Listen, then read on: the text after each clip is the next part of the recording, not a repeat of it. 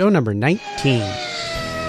This is Cars Yeah, where you'll enjoy interviews with inspiring automotive enthusiasts. Mark Green is here to provide you with a fuel injection of automotive inspiration.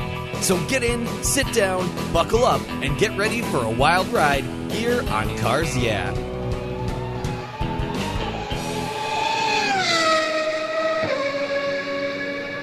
Hello, automotive enthusiasts. I am very excited to introduce my special guest today, David Madeira.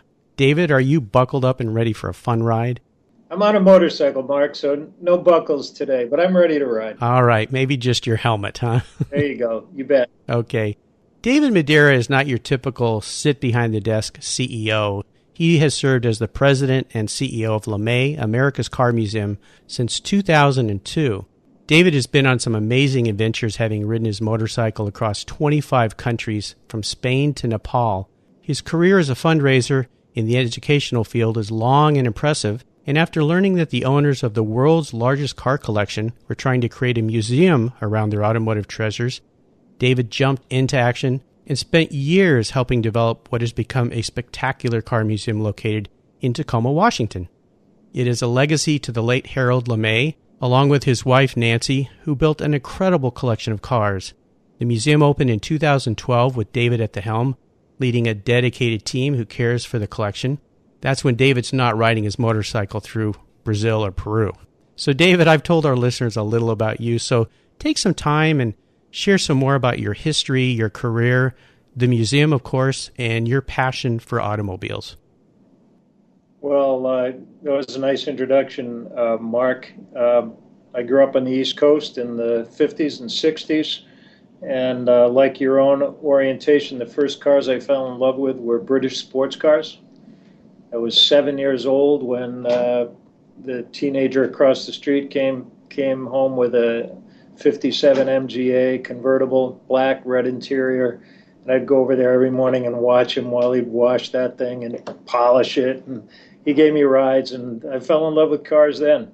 The first sports car I ever rode in was an MGA. I was 1 year old. No kidding. Yeah. And your dad had the TC. My dad had the TC, but the MGA was a friend of ours.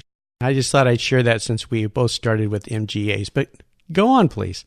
Well, I spent most of my life, I got a law degree and spent most of my life in higher education, raising money, and as a consultant, strategic planning and all. And always loosely related to cars and motorcycles, but never part of my vocation. And then as you pointed out, I was actually flying one day out of Boston and picked up the Wall Street Journal, and here's this story about this guy, Harold LeMay, having died with 3,000 plus automobiles. And I could tell they needed someone, a family in the city, wanted someone to lead an effort. And I was kind of bored. I was making good money, but I was bored. And I went home and I said, hey, cars are fun. Puget sounds beautiful. This sounds like something that's a challenge. And I think they need somebody. And I checked it out. And long story short, we just picked up and moved out here. There was $30,000 in the bank when we started. There was no plan and a little family board. That was the beginning of a great adventure. Little did you know what kind of challenge lay ahead of you. You're so right. Right, going into a major recession and all the different parts. Tell us a little bit about that journey. You know, it's probably the biggest challenge I ever had. I raised $1 billion, a group of us did, for the University of Illinois back in the 90s. But when you think about raising money, you know, an institution like that has 400,000 alumni and, you know, a medical school, and people believe in education and all that. And so it's relatively easy for a college or a church or a Red Cross, a do-good organization to raise money. But if you're going to go out and ask people, hey, why don't you give money to support a rich lady's car collection? That's a little bit different. So that was a huge challenge, and particularly when the recession hit, we were about $5 million away from being able to break ground. I didn't think we'd make it through. But the reason we did was early on, in the interview, I had said to the LeMay's family, when they asked me, would you do a feasibility study for this project, which is what I did in my career, I said, no, save your money. Don't with all due respect, don't pay me or any consultant a lot of money to tell you what I can tell you today, and this project is not feasible. And they, yeah, what are you doing here then? I said it's not feasible if it's about you. If it's a vanity project like most car museums, and I don't mean that unkindly, but if it's about Ralph Lauren or Bob Peterson or Harold LeMay or anybody else, ultimately a rich person should take care of their own cars. Ultimately, most people won't even remember who those people are. Sad truth, there are higher things on their priority list. I said, but if you want to make this about more than you, while honoring your legacy, we can do that. And in our case, it was changing the name to LeMay America's Car Museum instead of the Harold LeMay Museum, and saying, okay, Harold was a great person representative of our love affair with a car on spades, and what he did was he collected America's automotive history. So let's build on that, and let's focus on your experience, Mark, and your listeners and mine. What's our experience with the automobile? Let's make it about America and that. That proved to be the formula that allowed us to get people to support a vision that finally got it done. Well, a wonderful approach. Genius in so many ways, because as I saw that project develop, because I live up here in the Northwest and was involved with the project with you from the beginning, and even before you came on board with the LeMay family, that was always the head scratcher for me. Well, how are you going to get people to rally behind this? It is wonderful, wonderful family, wonderful collection. Yeah. So the positioning was great, and it seems like it worked out pretty darn good because you're sitting in a beautiful building there, and you have all sorts of visitors come to see the museum all the time and great events, and everything's come together, but a whole lot of work. Well, you're right. You were there from the beginning, and probably one of the first people I met in the project, and one of the first sponsors of the project. Yeah, it was a great long battle, and there were many times I must say that I don't see how they're going to do this. It just seems so difficult. But you did it, and kudos to you and the enormous amount of help that you had with the team there and all the people that rallied behind it. And, of course, the LeMay family for everything that they gave in so many ways. So it was spectacular. So, well, thanks for sharing that journey. That was really wonderful. As we continue on your journey, David, I like to start with a success quote, a saying that's been instrumental in forming your success. It's a great way to get the inspirational tires turning here on Cars Yeah. So, David, take the wheel. Actually, my wife, during the early years of this and some of the hard times of this, gave me a postcard with a picture of a kid. Actually, you probably can't see it, but a kid in a soapbox derby car, and he's being launched into the air. Oh, I do see that, yes. And it says, it's a Helen Keller author and all. Helen Keller said, life is either a great adventure or nothing at all. And quite frankly, that's why I love to live my life. That's the way, and I used that word earlier describing this project. When we came out here, we didn't have a clue. We said, okay, there's a great idea, but let's go pursue this adventure. We didn't know where it would go, but look what it resulted in. And, it was a total shift for me. I wasn't immersed in the car world in a professional way. I didn't know anything. But I really do believe that if we pursue life with the spirit of adventure and stay awake to the opportunities, and then when they're there, grab them, you're going to get a lot more done. When I was really discouraged on this project, Rod Alberts, who's the head of the Detroit Auto Show, a good friend of mine, North American International Auto Show, said to me, well, you might not make it. He said, but you know what? You got up to bat. And he said, you get up to bat, and you're at least in the game. Absolutely. So maybe that's another one. You got to get up to bat. Got to get up to bat, that's for sure. Well, you certainly hit a home run with this one. That's very obvious to me. Are there some other ways that you've incorporated that success quote into your life? I gave a little bit of an introduction about your amazing motorcycle trips. I mean, obviously the spice for life to jump on a bike and ride across Europe and parts of Europe and South America. Maybe you could share a little bit more about how you've taken that quote and wrapped it around your passion for automobiles and motorcycles. It does apply in that I was flying out of El Paso, Texas, when I was consulting at the University of Texas. I picked up a Rob report that somebody left. There was a story about a motorcycle trip across Morocco. And I read it and I thought, oh man, I got to do that. The byline said it's Bert Richmond from Chicago, Illinois. Well, I lived near Chicago, so I got home and I picked up the phone and I called him. And I said, can we have lunch? And he said, sure, which, as you know, is rare. We're all busy. Somebody calls you in the day and says, you want to have lunch? And it's like, oh, really? Good luck. Good luck. Bert didn't hesitate. And I went into Chicago, had lunch with him, and great conversation. And I said, where are you going next? He said, Tibet to Nepal. No one's ever done it. I've got the permit. There's no road. And I said, I'm going. Wow. He didn't know me, but we talked more, and he said, okay, you're going. And, the next year 2000, we motorcycled from Lhasa, Tibet, over the Himalayas, 18,000 feet to Kathmandu. Oh, my gosh. It was unbelievable, and it was life-changing, And since then, I've been on, as you noted, I've been on over 25 countries on a motorcycle, and next year we go back. I keep going back, and we'll ride out of India up by Kashmir, up by the border of Pakistan, and we'll go to a place called Ladakh, which is the highest mountain pass in the world. And I'm just dying. I want to go now. I'm totally. So how do I apply it? I don't know. I just think that you got to be present. You got to think. I've got two mugs on my desk. One says, "Dream big," and so we did that. And I actually gave it to my staff, as we were struggling through this thing. And then the week after we opened, I handed them another one that says, "Make it happen." Okay, we built this thing. Now you really got to get to work. So I think that my approach is, it's a big adventure. Pursue that big dream, and then then you have to take, I have to take responsibility to make it happen. Sure. Well, that's wonderful. That was one heck of a lunch.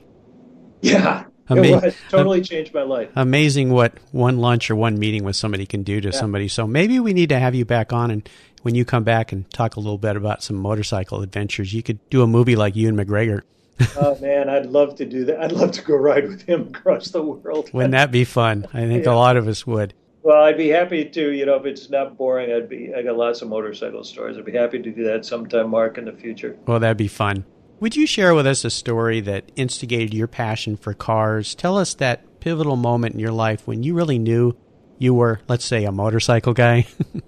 Well, I touched on the 57 MGA, and about the same era, my dad had a beautiful 55 Ford, must have been a Fairlane, two-door coupe, aqua blue and white, like all the cars were funny colors back then. And my brother and he and I piled in and went on a long road trip to Maine, camping.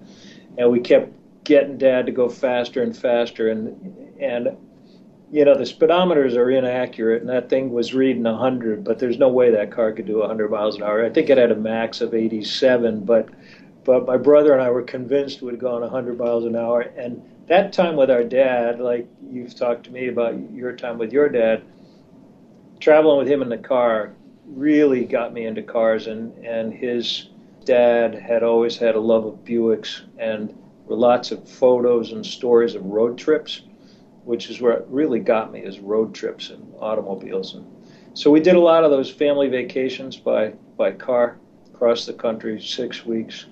And then I didn't have a lot of money, and I was a young teenager, and the motorcycle craze hit. I had a friend who lived with us for a while, a college kid who had a early 60s, it's probably a 65 Triumph Bonneville.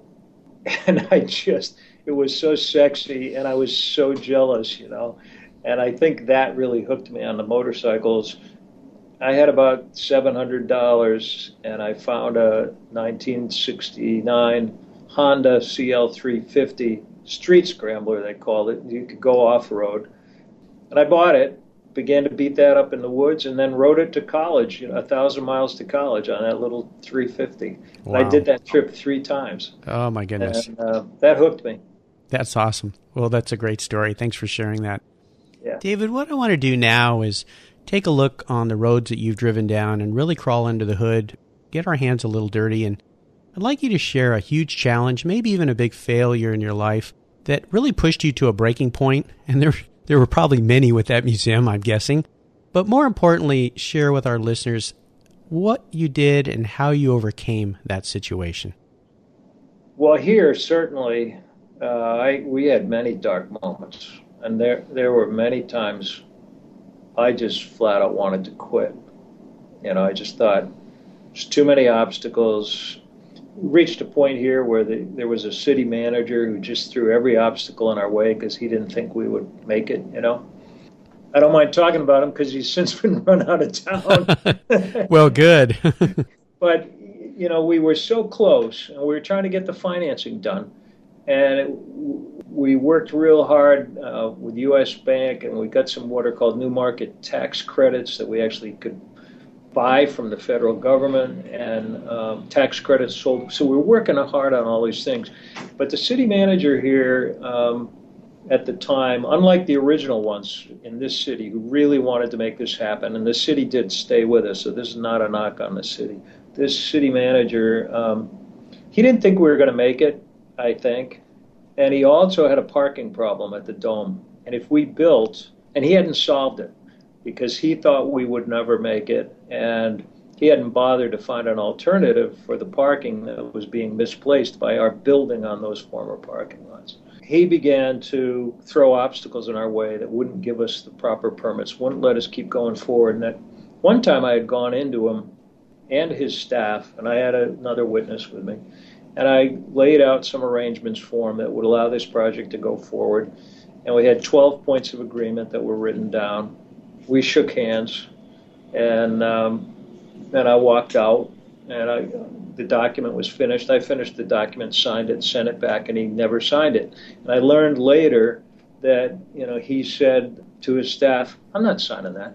As soon as I walked out the door, he said it, in spite of this agreement and handshake. And our financing was going to collapse. I was trying always to negotiate and to be fair and not to blow things up. But I was down in Mexico, and I realized the project was going to die. It was just before Christmas.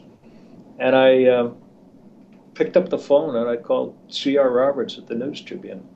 And he interviewed me about the project. And I just laid it out in the open, how this project that so many people in this community had given to, including citizens who were giving us the land, was going to be stopped by this guy because of his dirty dealings. And man, that hit the paper. My wife was so shocked, and she said, "How can you do that? How can you talk like that? I'm going to be so embarrassed. You're going to be embarrassed." And I got trashed a little bit by the paper for being too tough, hard talking and all.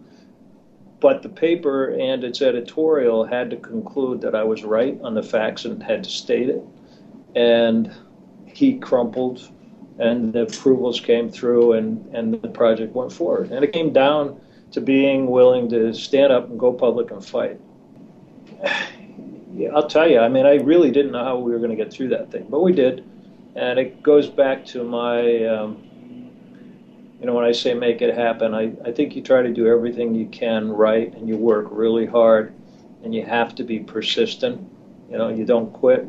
Maybe, that's maybe the good and the bad. I believe all of our strengths are also our weaknesses. So, I'm stubborn and I'm persistent. And that's probably good, and it's probably also bad sometimes. Well, thanks for doing that. The whole community appreciates that. I do remember that. Bold move, and sometimes it takes a bold move to make a bold thing happen. So that's awesome. So I'm not well liked by everybody, but that's okay. I don't think anybody is, so I wouldn't worry too much about that. David, let's shift gears here and go to the other end of the spectrum and share a story when you had an aha moment. Maybe it's with the LeMay Museum or in your career, a time when you realized that your idea and concept was really going to make it. And tell us the steps you took to turn that aha moment into a success. The story you just told would be a great one, but I'm sure there's many more.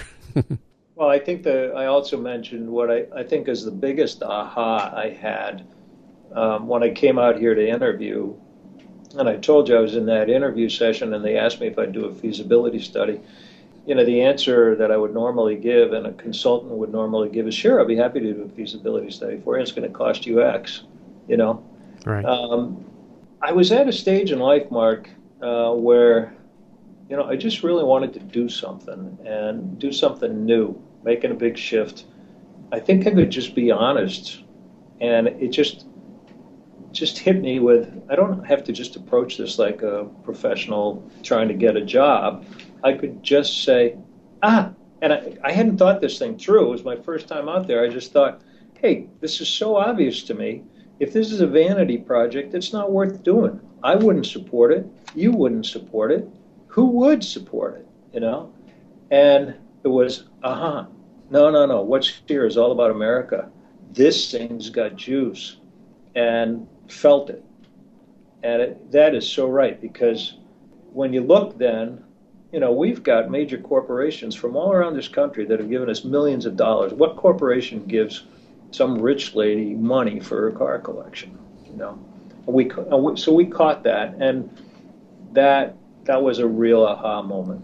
I had another one recently where, you build the building and then you've got to operate. And so how do you distinguish yourself from others? And there's lots here in the way we built this that does, in terms of the show field and changing exhibits and things that don't have anything to do with the original collection. We're changing all the time. But the big one goes back to that thing about the importance of having a purpose. And it slowly dawned on me that, our tax-exempt status is a result of our being an educational institution. That's how museums get it. And sure, we have the K through 12 programs for kids in the community, and that's great. But if we really want people to keep supporting this place, why should they? If they're not a car enthusiast only.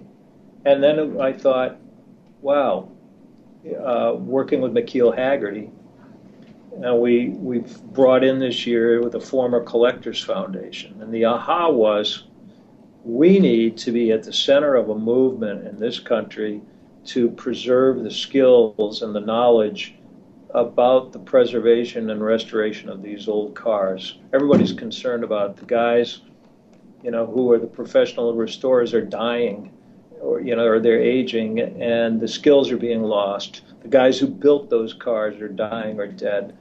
The schools aren't doing a good job with vocational education. They're saying everybody's got to have a liberal arts degree, and that's baloney. You can outsource your customer call representative, but how do you outsource a plumber? And we don't treat the trades with respect. So working with McKeel, we said, let's launch the Hagerty Education Program at America's Car Museum. And we've hired a director, and we're now, seeking in a small way, but hopefully people will get behind it, creating that movement where we say, all right, we're going to give support to organizations which provide those skills to kids who want careers. We're going to give scholarships. We do give scholarships to kids who want those full-time jobs. And now we've created our first apprenticeship where a McPherson grad is going to, it'd be a good interview for you in the fall, is going to work in a shop in Pennsylvania full-time with a master, So he's got his degree. Now he goes and he gets a stipend, not a salary, a stipend, and it's a year of formal work with one of these in a master's shop. And I'm totally excited by it because I think it's aha that it makes us serious like no other car museum in this country in a way that will have a big impact. And if we can do that, we're going to be bigger yet by doing good. So you can hear I'm getting jazzed about it. Oh, yeah. No, that is absolutely spectacular. That's very, very exciting, and that's got to get a lot of people fired up. And I know McKeel. In fact, I'll be interviewing him tomorrow. So maybe we'll talk a little bit about that at that interview. Oh, that'd be great. Yeah, wonderful, wonderful. Well, thanks for sharing that. Great aha moments. Absolutely. Let's have a little fun. Talk a little bit about your first car. It may have been a motorcycle that you'd like to talk about. That'd be fine too. But I'd like to hear, what kind of fun did you have with that? First of all, what was it? What kind of adventures, stories, some things that really stick in your mind? Well, the first one was that 69 Honda CL350. And, it was my commute. It was my commute to work, and it was in the summers when I was senior Actually, just when I got that one, it was my right at my first year of college. I spent a lot of summer nights with a couple of guys just ripping into the backcountry. I'm following power lines and so ill-equipped for it, and those bikes so much heavier than what a dirt bike is today, just thrashing it around. And it was so much fun. And then we'd go drink beer and eat clams, and go home.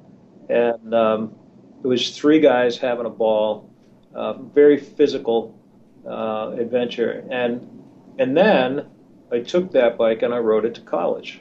And I'll never forget, I was in my army jacket and blue jeans, and which is not really good riding gear, but nobody had good riding gear.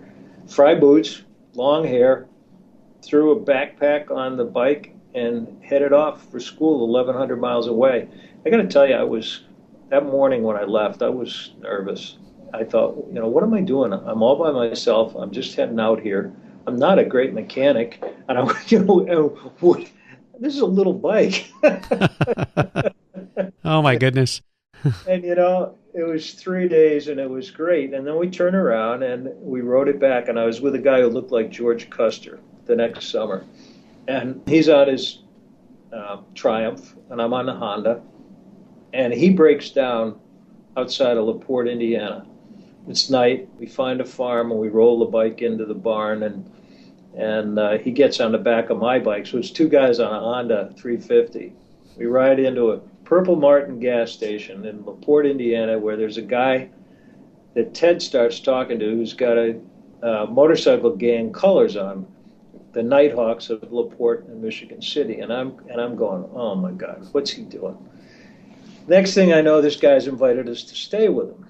So Ted says yes, and I meekly go along, and we ride, across the tracks. I'm hearing Johnny Rivers singing "The Poor Side of Town" in my head, and we pull into this little dump with no screens, windows open, no screens. I don't know how many motorcycles in the front lawn, all Harleys, and all these guys out in their gang colors, drinking beer and looking at us on a Honda, two guys. Uh-oh.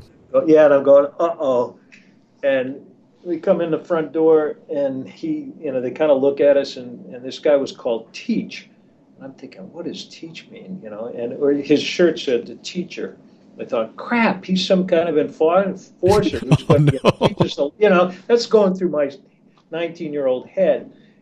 So he introduces us to Ruben, this big 300-pound gang leader, and he says, okay, want a beer? Yep, sure I do. Warm Blatz beer, terrible stuff. And they give us the one bed in the place, and it's a mattress on bare springs, no sheets, no nothing. And I remember lying there on my back all night in my clothes and my jacket with my eyes wide open, scared out of my mind. Waiting to die. Yeah. And the next morning, they got a pickup truck, and they took us to a Harley shop, the only shop around in town, picked up the bike, got his bike fixed. We sat there all day, and we go over then back to the gas station to say goodbye to Teach and thank him.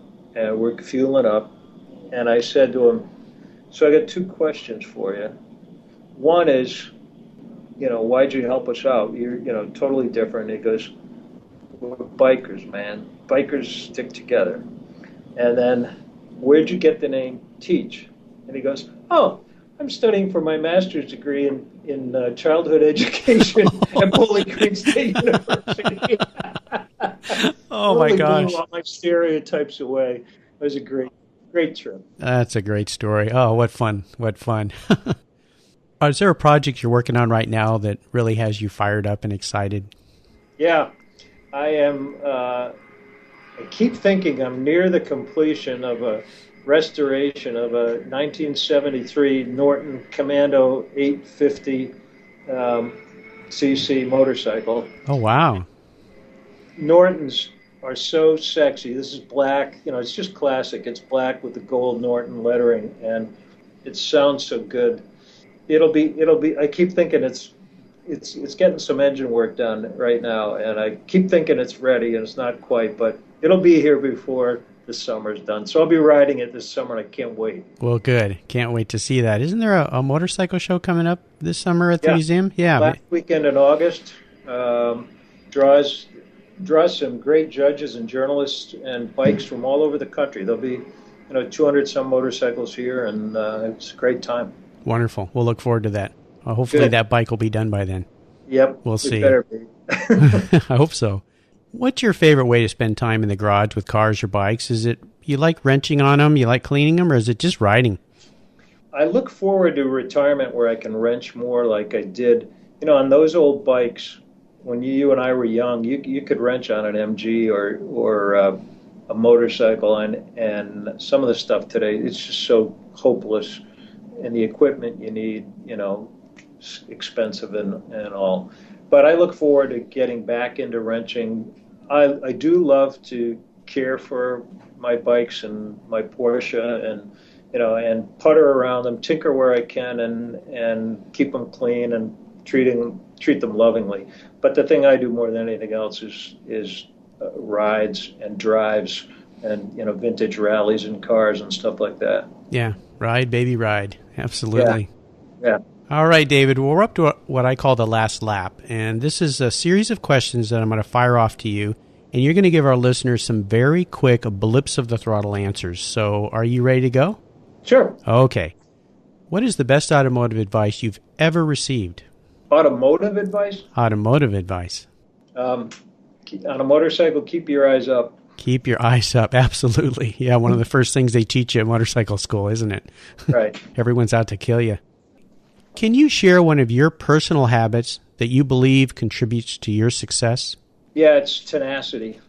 We talked about that earlier, but I'm too ornery to quit when I should. And I think, that gets you through tough times. That's a great one. Tenacity. You need that for the project you're involved with there. Do you have a resource that you'd like to share with our listeners, maybe a website, suppliers, a restoration shop, someone that you're particularly fond of?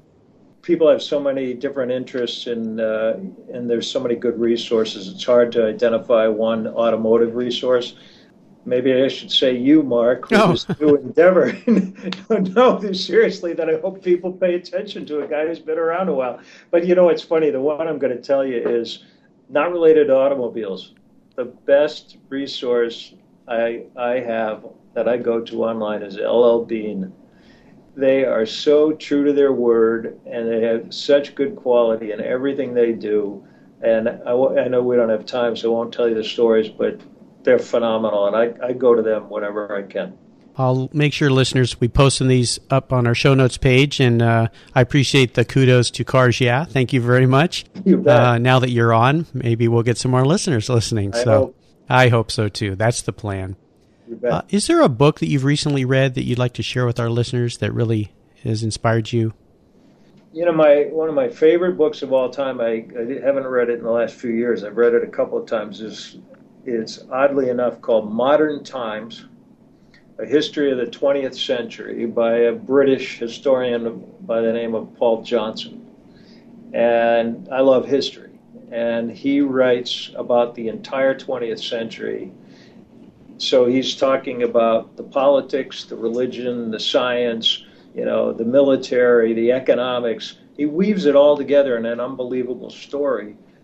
I don't know how anyone writes like that. Usually someone picks a subject, a discrete subject. He writes about it all. And so you get this sweeping history of the century that we grew up in. It's like a 1,000-page read, but it's a phenomenal book. Well, and you're working in an environment there around a whole lot of history as well. So yeah, I think you're having a great time. So we'll make sure we post that book up on the show notes page at carsyeah.com/David Madeira so people can find that for them. Thanks. Okay, David, we're up to the checkered flag. It's the end of the race. And this is a question that some people have a bit of a challenge with. I like to call it a real doozy. If you could have only one collector car in your garage, something that you couldn't sell to buy other cars with or motorcycles, and money was no object, what would it be, and more importantly, why? Well, it's the car I have, and it's nothing that exotic. You mentioned doozy. It's nothing like $1 million Duesenberg. Actually, can I say two cars? Well, I might let you say two cars since you're sitting in the world's largest car museum. The one is, I have a 1983 Porsche 911 SC convertible. First year that the convertible was ever made for the United States anyway. I always loved Porsches, and I love them because of the way they drive and they feel and the experience you have with them. But I also love them because they're bulletproof. They are, they're just so dependable and so much fun. This 83, the reason I like it so much is it's about as close to a modern car experience as you can get, in spite of being 31 years old. I still take it on 1,500-mile trips and drive it hard.